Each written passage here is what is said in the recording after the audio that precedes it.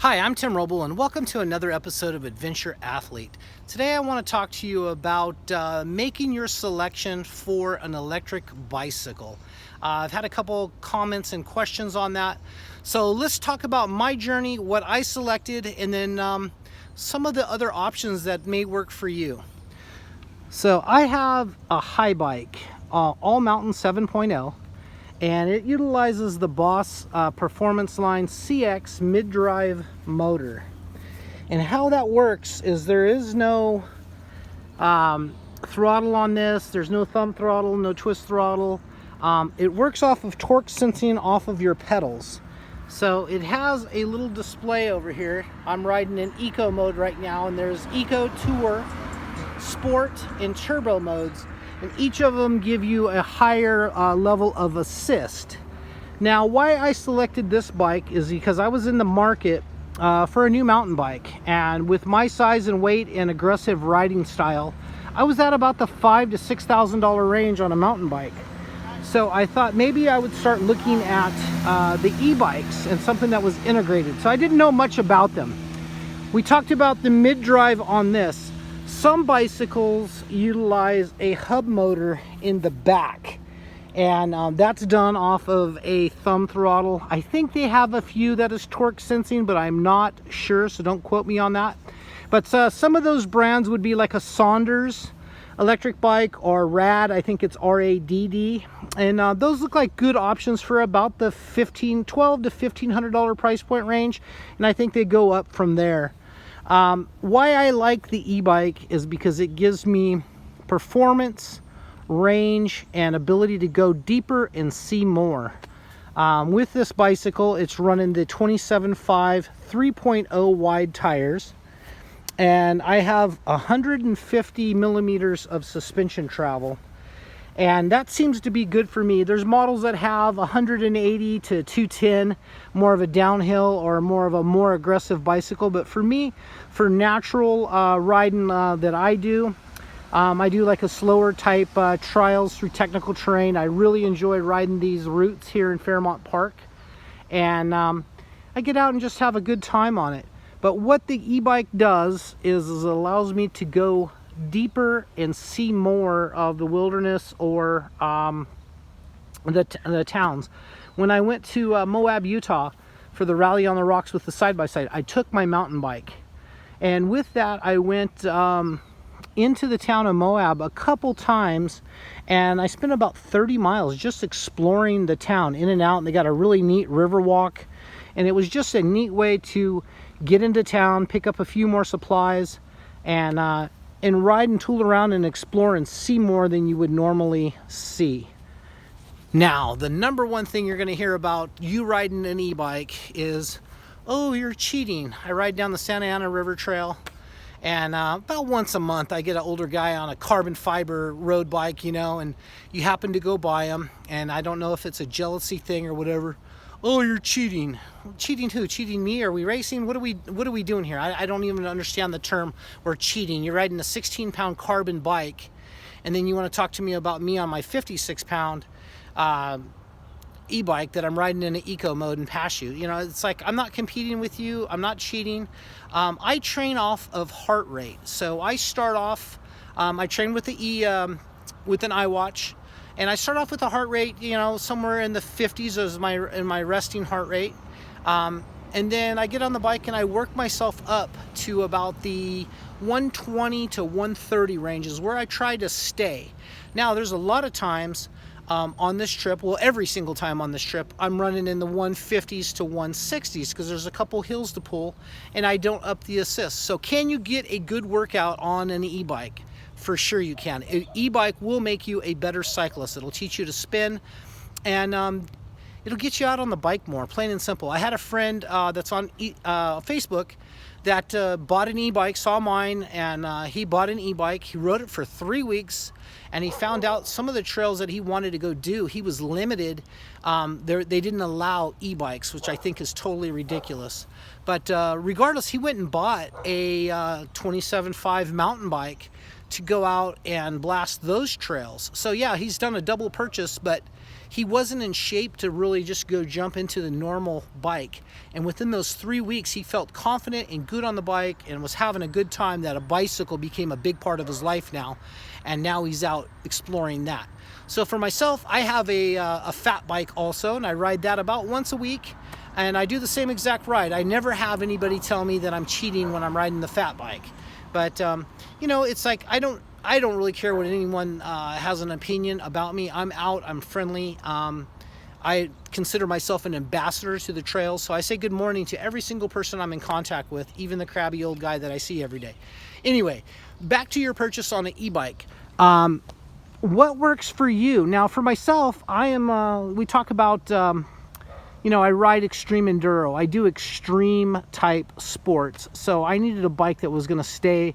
I'm running about 240 pounds. I wear about a 20-pound camelback filled with food, water. I even have a small little survival tent, a full first aid kit. Now, a lot of this stuff isn't for me, but it is for people that I come encounter on the trail. I carry tire plugs. I carry an extra tube. My bike doesn't even run tubes, but I carry an extra 27.5 tube in case I need it, or I can put it inside of a 26 and it'll still inflate and work for somebody else. I've stopped about once a month. I run into someone that has a flat, and I stop and ask them if they would like an assistance in fixing that. You know, and we go from there. But for this bike, it's held up really well. Now, this is my second one in about 2.5 years. My first one, I really wasn't doing anything crazy, but it broke right here about where the seat tube comes down, and that creates a shear plane from suspension going this way and the seat going the other way. And that broke, and High Bike gave me a whole brand new bicycle with a brand new battery, you know, the whole bike 100% new. Now, I do run tubeless. I have no tubes, and I run a latex sealant inside on here, and you can see that these tires have gotten some wear on them, and I do have a new set ready to go, but I'm trying to just run these until there's really nothing left. So for myself, I bought a bike that was $5,600, and I had about $7,500 to, I'll say I could have reached into 10 grand to spend on a bicycle, and I wanted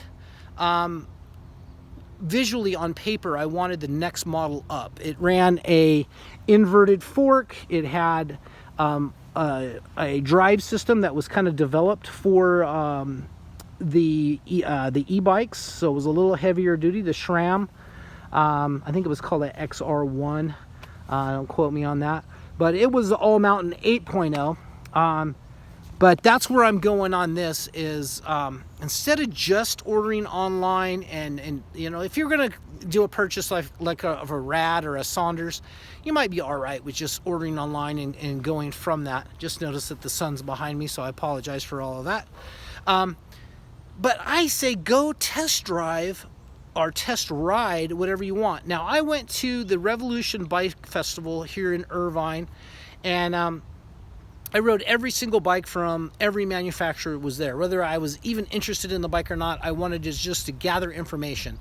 And the two that really stood out for me was the Specialized Levo Turbo, I believe that's called, and the High Bike brand. And I had never heard of High Bike, but once I rode it, I rode the down here on the mid-drive line. They have a Yamaha motor, and then they have a Bosch motor, and I feel that the Bosch was just more suited for my riding style. And being totally honest, I couldn't really wheelie the Yamaha motor. It was too on and off, versus the Bosch was very smooth. So that helped me make my selection. I think you get a little bit more torque out of the Yamaha from riding it, but for me it was a no-brainer to go with the Bosch. So I knew I wanted a Bosch bike, and then High Bike really had you know, this hydroformed tubing, you know, super stout up here on the neck, and where it turned, you know, the integration of the motor and how everything looked. I actually like this, how it tensions the chain. Everything worked out really well, and I am 100%, I give this bike a 99.9. If you look at this bike, It is 100% stock, with the exception of I put a quad lock on, which holds my iPhone on it. I listen to Pandora, I track my rides with Strava, and then I use my iWatch to track the ride also, and watch my heart rate, because heart rate is what I'm out here for. I'm out here to get a good training, explore, and you know, I'm going to end up doing a couple laps around here, and it's absolutely beautiful. There's always something cool to see. Behind us, can't really see, but it's Mount Rubidoux, and I'll ride up there, and that adds about 2 more miles to the ride. But the e-bike has changed my perception of cycling, and I've cycled since I was 3 years old. In high school, I was a semi-professional cyclist. I did a lot of road biking, and when they came out with this was just such a nice fit. Getting back to your shopping experience, and where I'm really going with this whole thing is whatever you want to buy, go to your local bike shop, or if you find it online, find out where you can go test drive one of these bikes. Not everybody needs this type of bicycle. I ended up opting for the 7.0 bike because I rode both of them, and although the 8.0 on paper was the one I wanted, and it was another like $1,500, it was the one I wanted, but when I rode this, I liked the performance of this bicycle better. Actually, the fork worked out better, and just the all-around shifting and everything with the Shimano was a little crisper, and you know, great. And I have not replaced anything on this bike. Speaking of that, even the chain, it's probably time to put a chain on it. The bike is really dirty. It ends up getting ridden somewhere around 200 miles a week, and just the only maintenance I do to it is about once a month I'll pressure wash the whole bike. Once a week I put chain lube on and wipe the chain down. I keep the tires you know, serviced and plugged in. That's about once a week.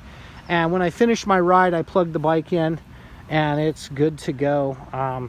Really, it's like a very low maintenance, very easy to ride type deal. Now, another one of the things that I really like about the bike is I found myself, like, when it's a super windy day out here and the Santa Anas are blowing 15-20 miles an hour, I'll just put on some glasses and a helmet, and I'm out running. I don't really care about the wind because I have power assist levels to still keep me in my heart range where I want to be, and I still coming back having a good time. Where I would be on my fat bike or a regular mountain bike, I'd have a miserable time. So that miserable time goes in your head, and you're like, oh, do I really want to ride? No, you don't. So you don't go ride. You're going to ride an e-bike a lot more than you're going to ride a normal mountain bike. You're going to go probably 1.5 times further, maybe 2 times further than you would normally go on a normal bicycle. So you're still going to get the workout. As far as the term cheating, whatever. I mean, you know, I don't know what more to say about that. I really highly endorse an e-bike, and if you're looking the high bike line, if you're a performance, you know, coming off of motocross or motorcycle type stuff, the high bike is a great brand. Like I said, next up to that, Specialized. But for myself, every manufacturer, major manufacturer now, is building an e-mountain bike. So there's a lot of variety, a lot of deals out there to be had on 2018s and now 2019s. So maybe you can find something that might be a little older, but still in the ballpark. So anyway, hit me up with any questions and comments that you have below. Please like, and if you haven't, subscribe and hit that little bell. Get notifications for my video. Now, my channel is all over the place. I'm more about e-bikes, motorcycles, side-by-sides, adventure camping, adventure athlete stuff. You know, I did the build series, so some of it's on fabrication, and I got some fabrication stuff coming up. So I'm all over the place as far as my videos go, but you're likely to see probably 6 to maybe 12 mountain bike, e-bike videos. I'm really stoked on the electric technology.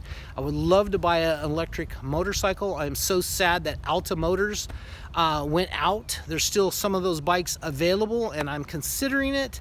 I'm worried about the parts, the electronic part of the parts. As far as suspension and stuff like that goes, I'm not worried, because I can do that and I can machine parts, so that's not a problem. But I'm worried about the electronics, the speed controllers, the chargers and stuff like that, that market may dry up on that, and what's the next best thing. So you might get caught spending, you know, 10, 12 grand on something that's obsolete in the next year or two, and I'm not willing to make that that risk as of right now. But anyway, that's going to be it for now. Thank you guys so much for watching. I'm Tim Roble, and I'll catch you here next time.